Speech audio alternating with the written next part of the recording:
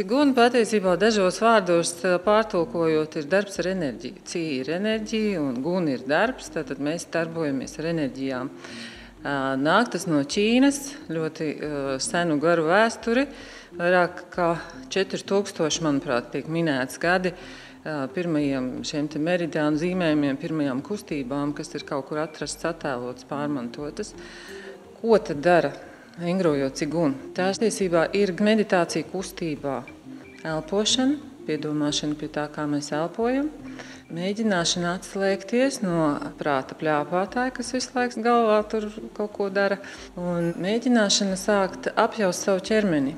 Un noteikti arī pareizas kustības, skaistas, harmoniskas, interesantas, jaukas un patīkamas, dabiskas kustības. Cilvēks sāk saprast, ka kustoties, piedomājot par to, ko mēs runājam, ko mēs domājam, kā mēs kustamies, cik daudz mēs ar sevi strādājam, kā mēs sākam apjaust savu ķermeni un viņa valodu, mēs pamazām sākam saprast, ka veselība ir mūsu rokās. Mani aizveda tieši veselības problēmas uz cigunu vingrošanu, un arī diezgan daudziem maniem skolniekiem tieši veselības problēmas ir tās, kas liek meklēt ceļu, kā tās risināt. Mana problēma, kaut tādā brīdī es to nesapratu, bija veģetatīvā distonija, jūtīga nervu sistēma, kas prasās, lai viņu nomierina, kas meditatīvais stāvoklis, kurā mēs vingrojam, viņu pamazām pārnest uz ikdienu, un tas ļoti, ļoti palīdz nostiprināt nervu sistēmu. Arī daudz citas veselības problēmas risina ciguna. Un tiešām nevajag ne dārgu apģērbu, ne dārgu inventāru un neko. Nedaudz zināšanas un ieradumu to darīt. Slodzi jau var dažādot.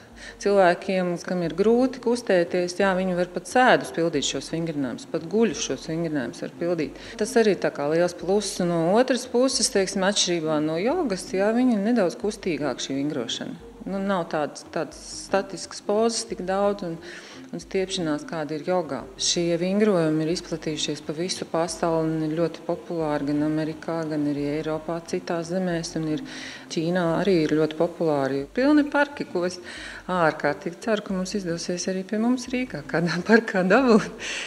ka jebkurš, kurš grib, zina, ka, pirmajā mēneša sestdienā vai svētdienā tajā parkā, tajā vietā var nākt un pievienoties un visi kopā bariņā pavingrot. Tas būtu skaisti. Ar cigunu es nodarbojos jau no 2006. gada, un man liekas, kā daudzus no tiem cilvēkiem, kas šodien ar cigunu nodarbojas, atveda veselības problēmas.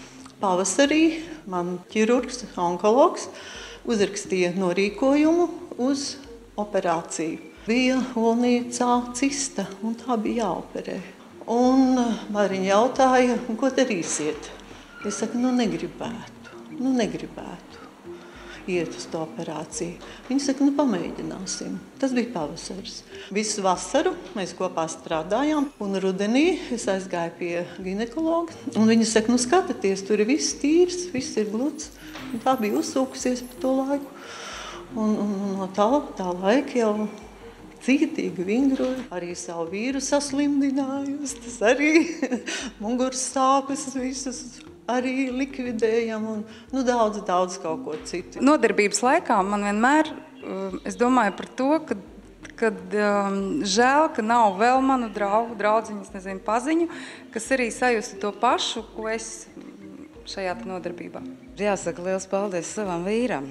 Mēs izārstējām viņam muguru vasarā ar Mairas palīdzību, un tad es sapratu, ka man ir jāiet. Viņš saka, aizēj, iemācies visu, un tad tu man arī varēsi palīdzēt. Šodien arī, ka Mairai jautāja, vai drīkst arī citiem palīdzēt. Jā, bet ir jāļauj, viņam jānonāk līdz tam, lai viņš pats paprasītu, lai viņš pats saprastu, ka viņam tas arī ir vajadzīgs. Es jūtos sev daudz harmoniskāk, un faktiski šajā trakajā dzīves skrējienā es ļoti daudziem ieteiktu nākt uz cigunu. Tas tiešām palīdz, ka tu par pats ar savām enerģijām kaut kādīgi sevi izlīdzināt, sevi iepriecināt.